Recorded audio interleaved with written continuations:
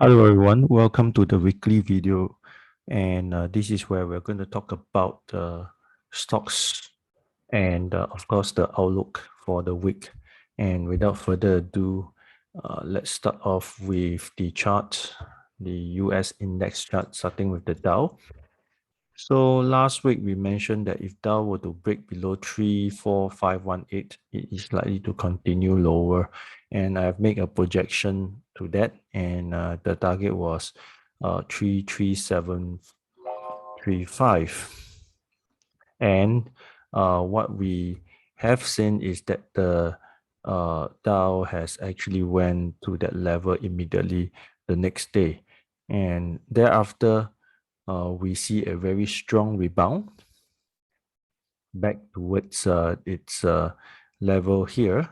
And this is a very important zone to clear where if the Dow were to break above this consolidated zone, it may continue higher to hit the next cluster where we are looking at 35275 to 35500. So next week, the market will be focusing on the Evergrande news because last Friday they did not meet the obligation, and they were saying that technically Evergrande is in chapter 11 or that sort of situation. Okay, so we are looking at also the market reaction on the release of the Huawei CFO. So there will be potentially improved relationship between the US and China. So if the market cheer on that, maybe there might be some more upward movement towards 35275. Now let's move to the S&P 500.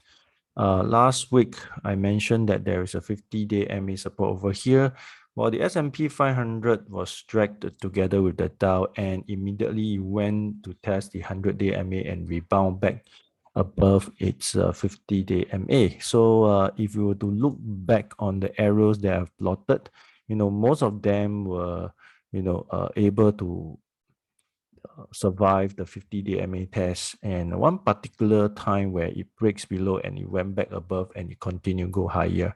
So what we see now is that it has gone back above its 50-day MA, and there is a good chance for it to continue higher. And if you were to look at the particular behavior in the past, is that the S&P 500 do cross above its 20-day MA, and that is one of the lookout sign for us. So going forward next week, right, we would like to see more potential movement over here where we want it to clear the 4472, and then we are looking at more upward movement towards 4542. Nasdaq 100 has recovered well as well.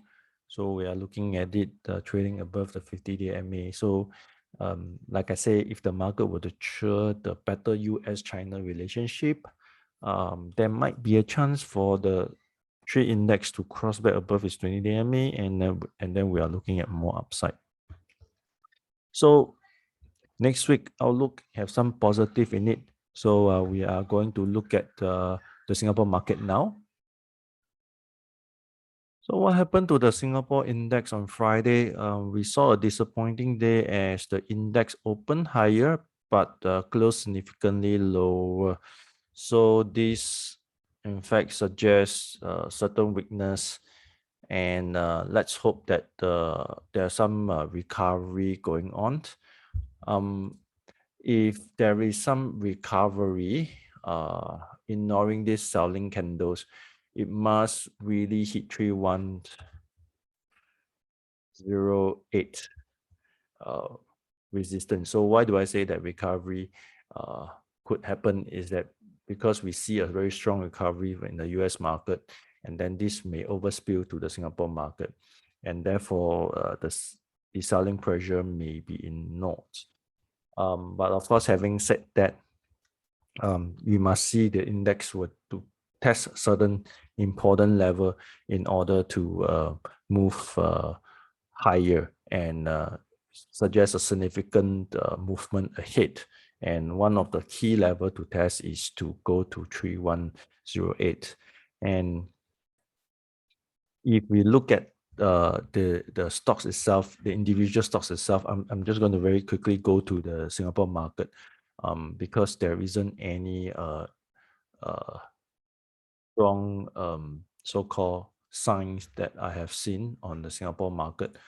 So let's look at this chart nexus chart right here. So we're going to look at the banks. First of all, we start with DBS. DBS is right now trading in the low. If you were to look at the indicators over here, we have the the 50 and the 100-day MA, and DBS is right trading below it, seemingly struggling to go higher here.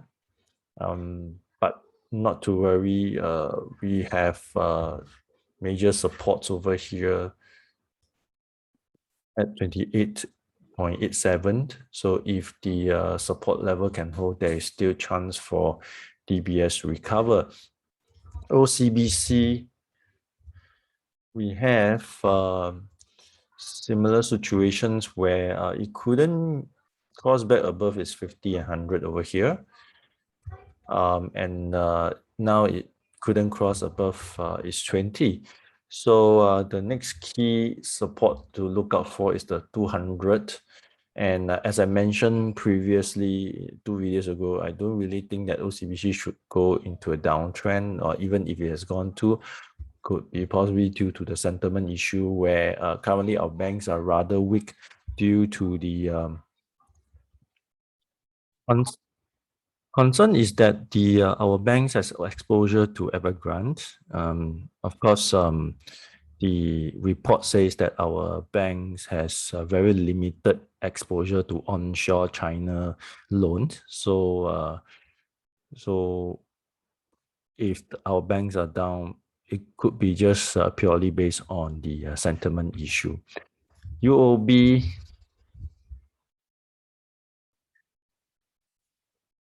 we saw it get stuck on the 50 and 100 as well. Support is at this 25, 27. Of course, if it managed to hold above the support, we are looking at UOB to cross above 25.80 to remain bullish. So the support and resistance is for your reference. Now, just now I did not go through the OCBC support resistance. I would say that resistance 1176. I mentioned about 200-day MA, but the horizontal support is 1134. So if these two levels does not get tested, we can see consolidation going on.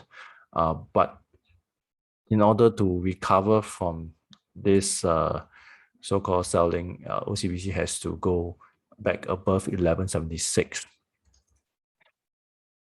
EVS, just very quickly go to its resistance. I mentioned the support 28.87, its resistance at 30.51. So we shall see whether it can recover. Next is that so some of the counters are trying to recover from the low, but this counter remains in uptrend. So it remains above its 20-day MA Samuderashipping. And I would want to pay attention to this counter next week and see whether the uptrend can resume, as we can see that there's some rebound over here. So once it peers below its 20-day MA, then of course we may see some more weakness towards 50. Okay, but then if it doesn't and manage to rebound over here and stays above 60 cents, I think there might be a chance for it to go back to 655. Now, if I were to go back to the chart and look at candle by candles, so what troubled me was that I was unconvinced by this movement on this particular day on the candle and the volume, because this candle has a very long upper shadow and long lower shadow. So this suggests uncertainty, and typically the signals from the market is that the uptrend may come towards an end where there might be some downside coming in. So so in order to negate that concern, right, this Samudera has to retest 655 and then break up from there in order to move higher. Other than that, counters are trying to recover from the low, in particularly Yangzijiang. So it keep breaking support after support, and then now it managed to find one support to hold, and this support is around this level.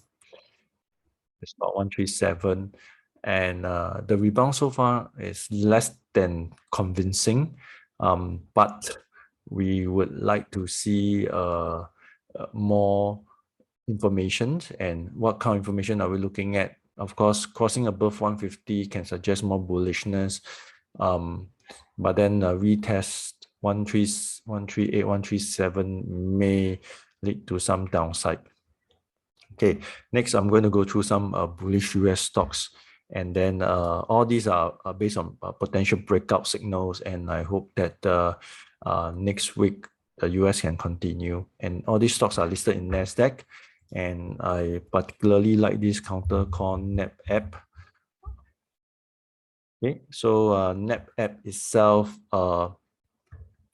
is moving in an uptrend, and then we are looking at NAP trying to break out this resistance at 93.75, right? So this counter, I'm just solely based on chart. I think the trend is nice, and therefore we want to look at the breakout to happen and potentially continue its uptrend. So where is it likely to be? Just for some reference where it could hit to, I will just do a slight projection over here, probably around this 102 to 103. Okay, just a projection. Okay, and let's see whether it can continue higher. Then we have Autodesk.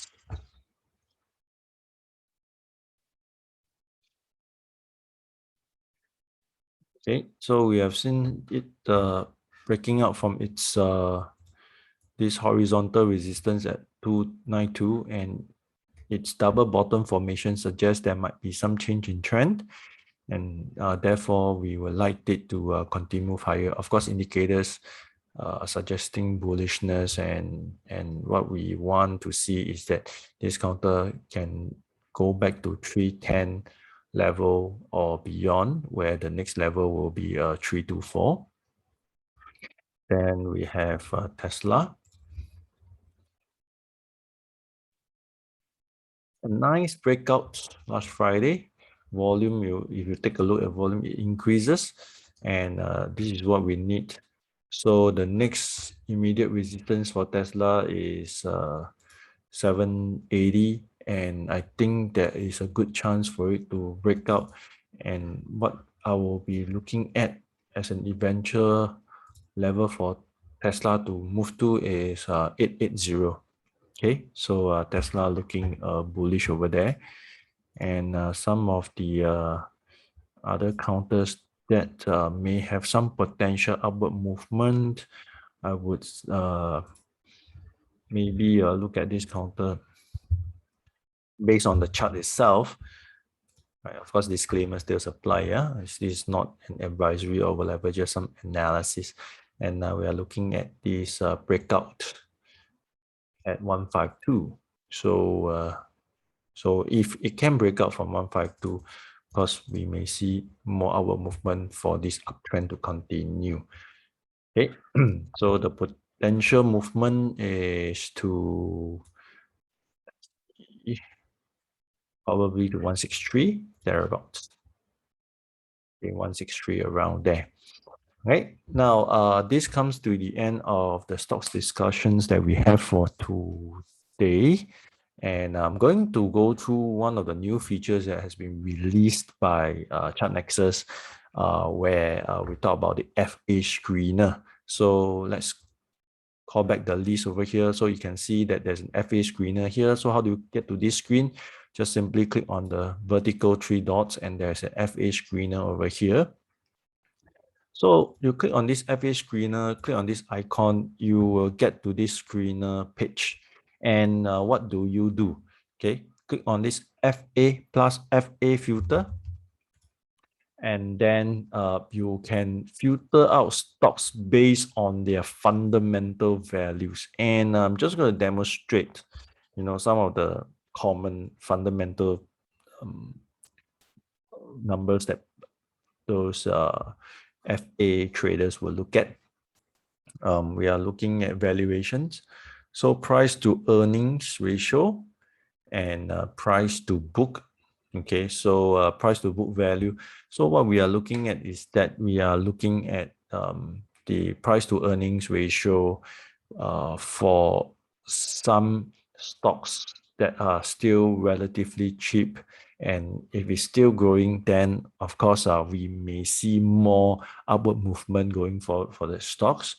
And then we are looking at price to book value. If it hasn't traded very far away from its book value, and yet it's still growing, then we may see more this upside coming in. Okay, so I'll add these two to the screener. And what I'm going to do is I'm going to adjust the value. Okay, so from 0 to 100, I would just like to focus on stocks that has a PE ratio of just less than 20. Okay, so less than 20 means that they are relatively cheap. So 0 to 20, they are relatively low in terms of current value. And then price to book, I would like to be number 2, 0 to 2. So looking at 0 to 2, why? Because 1 means it is at its book value. If it's below 2 means it's slightly above its book value only. So these calculations of price to earnings is based on last or the latest earnings released, and then I'm looking at not the annual, because annual it means that last year one. I'm looking at ETM. And why am I not looking at interim? Because interim for price to earning is not really accurate, because it's based on the quarterly or half yearly report EPS, for example, to calculate that PE ratio, which can be very high because it's only based on half yearly to calculate. So I like TTM trailing 12 months because I use the past two half-year report to calculate its PE ratio. So same here. So I like to have this saved. Okay, so once I save it, next time I can use this template to screen for new stocks, for new information. So I just save and then put a template name PE versus PE and PB. Okay, then create. And then I'll just start to screen. Okay, so the result will come out on this side of the chart. Then I will just close this. Then I get the list of counters that have fulfilled my criteria, where I'm looking at price to earnings ratio.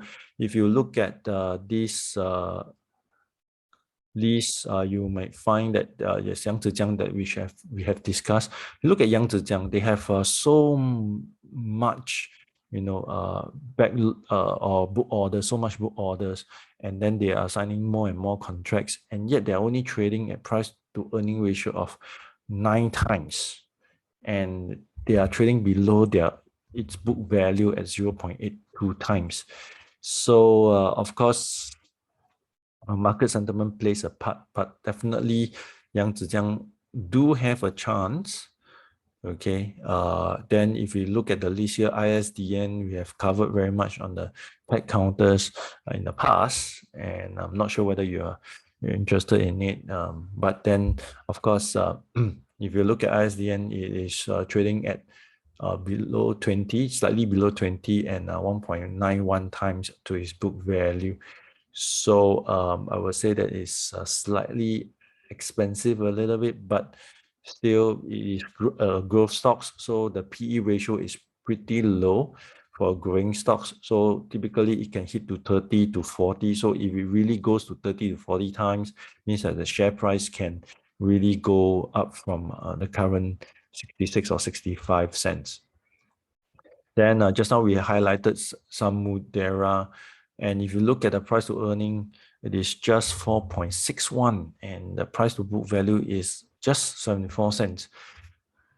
So therefore, it actually starts to trigger me that, hey, this counter, since it's trading at such a low price, and today I have received an email from from this very popular uh, gaming is what you call the gaming store. Okay, gaming store. So what do they say? They have sent a very good email, I must say. This email is about um, its pricing, its pricing of its product. Okay, I'd like to share this email with you. So to give you it's related to Samuderashipping. Okay, and just like to share this with you on the screen.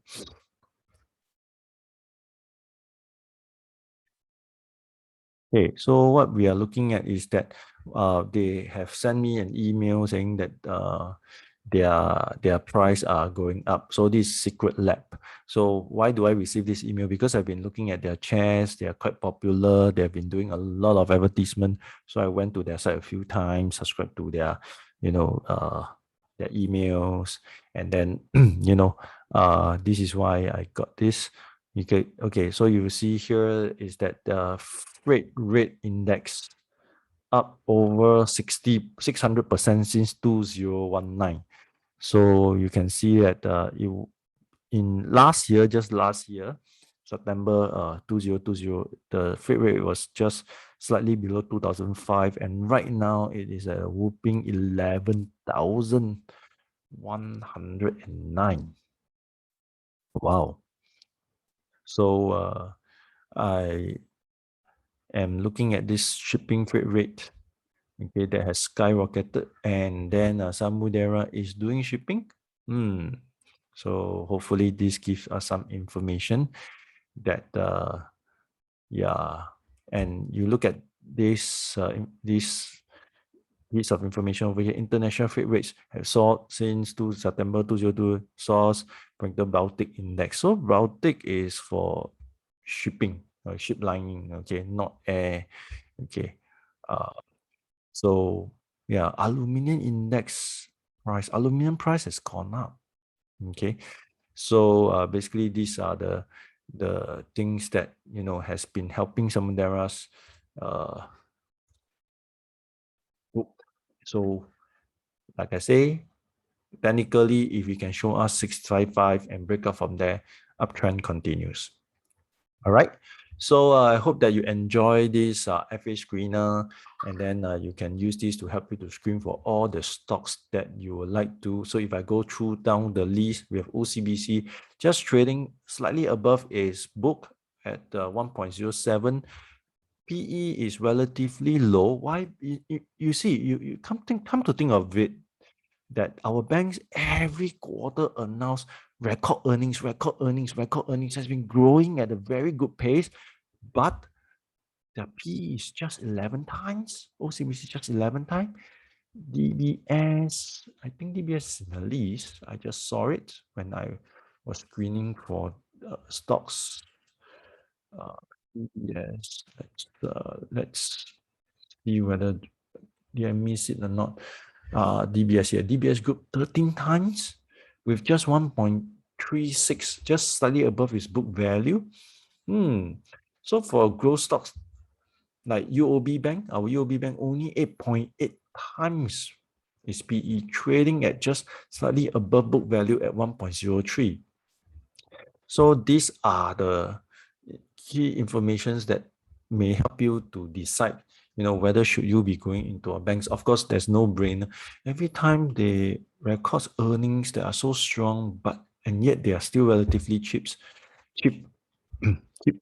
And of course, you may see here we have a lot other counters like Olam, etc. for information. So don't hesitate, just go in and have fun. It's free right now. So please, please be you know uh, mindful that this may not be free forever. So please do not miss this opportunity. Okay. So I'll see you next time. Have a good week ahead. I'll see you next week.